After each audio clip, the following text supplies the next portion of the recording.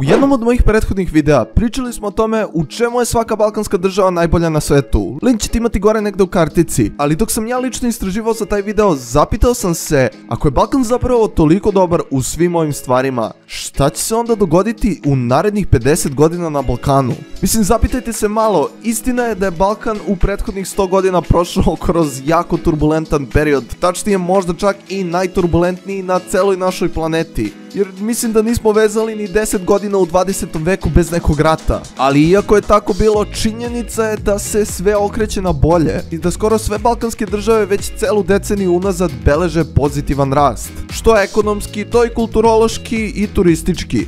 Baš zbog ovoga odlučio sam da zajedno sa vama prođem kroz sve zanimljive stvari koje će se dogoditi na Balkanu do 2050. godine.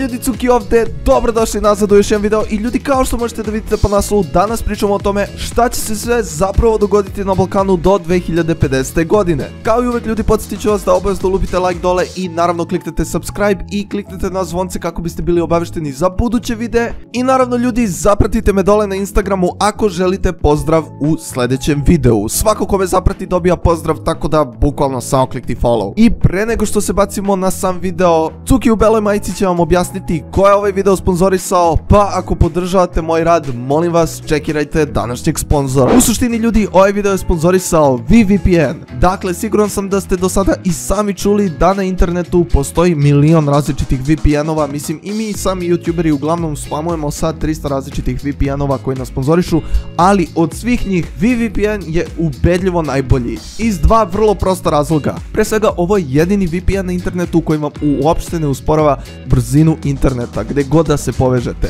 U prevodu, ono što želim da vam kažem jeste da možete da gledate Netflix, Hulu, Disney Plus ili bilo šta drugo bez toga da razmišljate da li će vam možda seckati video ako se povežete za američki server ili nešto slično. Pored ovoga, VPN uopšte ne prati gde se vi krećete na internetu, što često rade drugi VPN-ovi kako bi vaše informacije kasnije prodali. Tako da šta god budete radili i gde god budete išli, niko to neće znati, ostaje bukvalno samo za vas. Tako da vam zaista u potpunosti štiti privatnost, a najbolja stvar od svega jeste činjenica da košta samo $2 mesečno, tačnije $2,5, ali ako iskoristite kod Cuki dobijate 10% popusta na dvogodišnji plan. Verujte mi, ljudi, za ovaj novac zaista ne možete naći bolji VPN. I još jedna vrlo cool stvar što se tiče VPN-a jeste to da kada ga kupite, ne samo da možete da ga koristite na vašem telefonu ili računaru, već možete na 10 različitih uređaja da koristite jedan nalog. Tako da ga možete praktično deliti kao Netflix i realno za $2 to je praktično besplatno.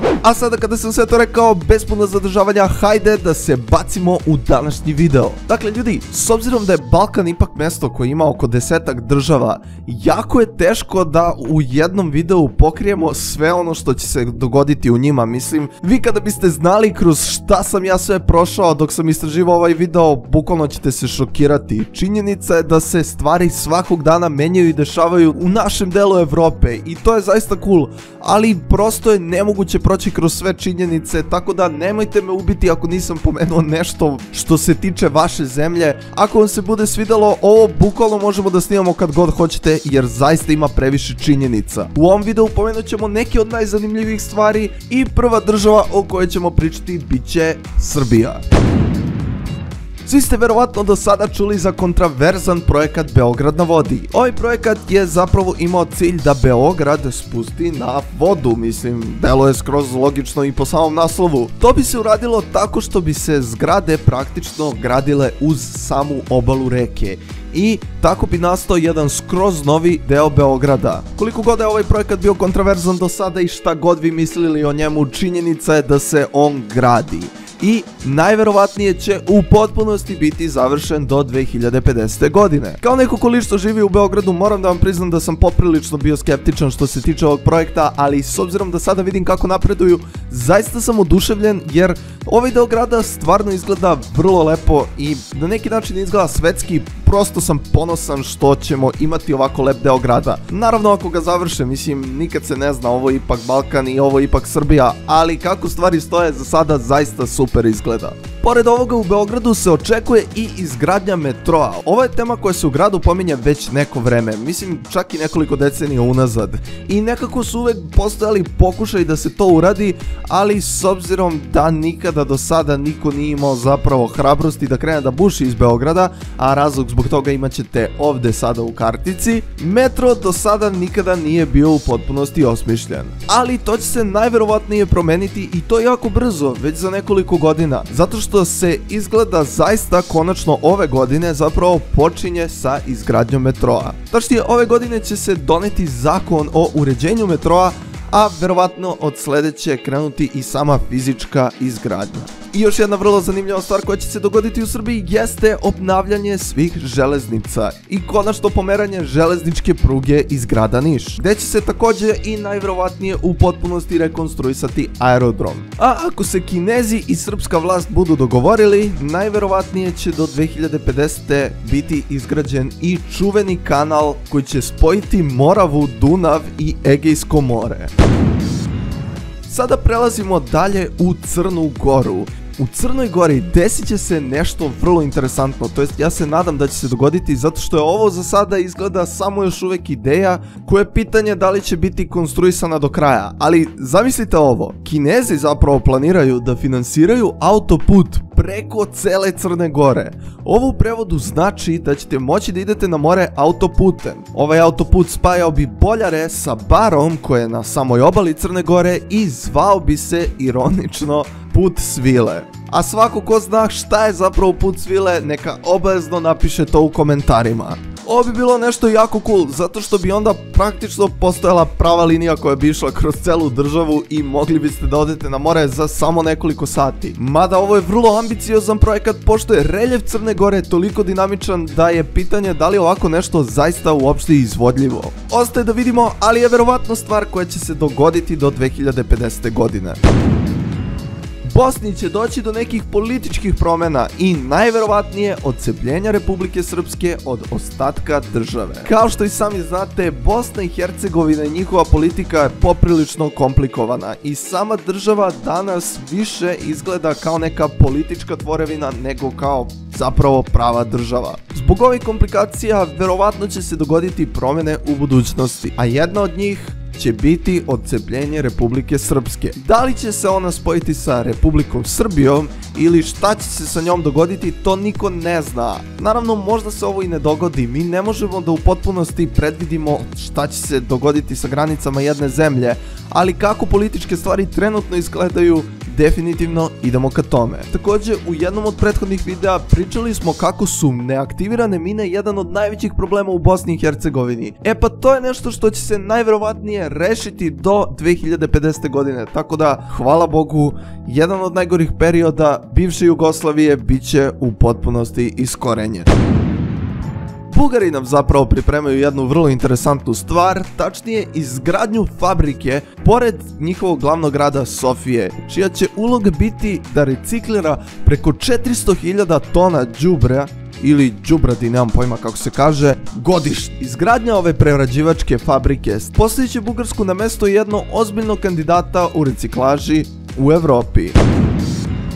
U Albaniji se također dešavaju neke vrlo interesantne stvari. Tačnije, grad Drač će najverovatnije postati jedan od najbrže rastućih i najrazvijenijih gradova na celom Balkanu. Već danas možemo vidjeti drastične promjene iz godine u godinu u ovom gradu i to kako sve više turista odlučuje da bira Albaniju kao njihovo letovalište. Naravno, korona je to malo zakomplikovala, ali u suštini Albanija će definitivno u budućnosti postati ozbiljna turistička atrakcija, a grad Drač bit će lider u ovome. I ja sam zapravo prošao tamo i jako je cool mesto, tako da bravo Albanci, nadam se da ćemo ovo uspeti. S obzirom da je Hrvatska pre nekoliko godina ušla u Evropsku uniju, njih očekuje dosta posla u narednih nekoliko decenija. Kao što i sami znate, kada ste članica Evropske unije, granice za vas praktično ne postoje, pa je baš zbog toga i vrlo važno da putevi budu isti u svim državama. Zbog ovoga će se najverovatnije većina glavnih hrvatskih puteva u potpunosti rekonstruisati u narednih 30 godina. A pored ovoga, Svetska banka je Hrvatskoj zapravo dozvolila pozajmicu od $183 miliona kako bi u potpunosti obnovila svoje železničke puteve. Tako da je i ovo nešto što će se najvjerovatnije promeniti i uopšte me ne bi iznenadilo kada bi Hrvati svoju prugu povezali sa ostatkom Evrope. Sada dolazimo i do možda najcool države sa najcool činjenicom koja će se dogoditi, a to je zapravo Slovenija. Jer ljudi, Slovenija će biti jedna od prvih država u svetu do 2050. godine koja će u potpunosti prestati da proizvodi ugljen dioksid. Tako je, oni planiraju da zapravo svoju proizvodnju ugljen dioksida svedu na nulu. Naravno, Sloveniji pomaže činjenica da su relativno mala zemlja, ali opet morate da priznate da je ovo zaista impresivno. Ja kada sam lično bio u Sloveniji, meni je zapravo bilo najinteresantnije i najupečatljivije to koliko sam zapravo vetrenjača video blizu njihovih puteva. Još od tada sam znao da je Slovenija definitivno ozbiljno shvatila globalno zagrevanje i spasavanje ove planete, tako da Slovenci, svaka vam čast i samo napred!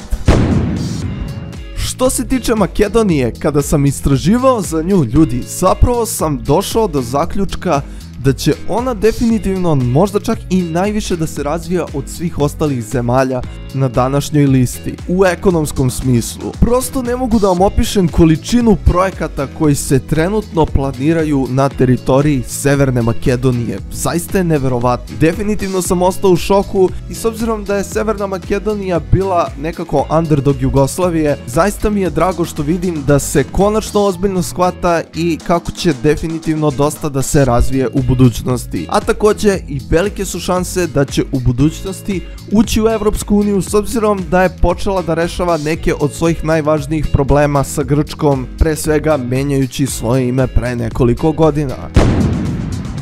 A kada smo već kod Grčke, i sami znate da su Grci pre nekoliko godina upali u zaista ozbiljne dugove. Mislim, zaista ono što se tamo dešavalo bilo je strašno, ali izgleda kako će se to promeniti u budućnosti zato što će Grčka najverovatnije u potpunosti isplatiti svoje dugove do 2050. Naravno, njihova ekonomija neće stati baš na noge do tada, ali definitivno će se dosta oporaviti u odnosu na ono što je danas. Evropska unija je Grčkoj zapravo dozvolila da jednostavno odloži sve svoje dažbine prema Uniji do 2032. godine, tako da imaju fore i fazone još otprilike 10 godina da onako malo ožive ekonomiju pre nego što moraju da počnu da plaćaju te dugove, ali da nakon 2032. pa sve do 2050. trebalo bi da dobar deo toga isplate, a možda čak i celu stvar.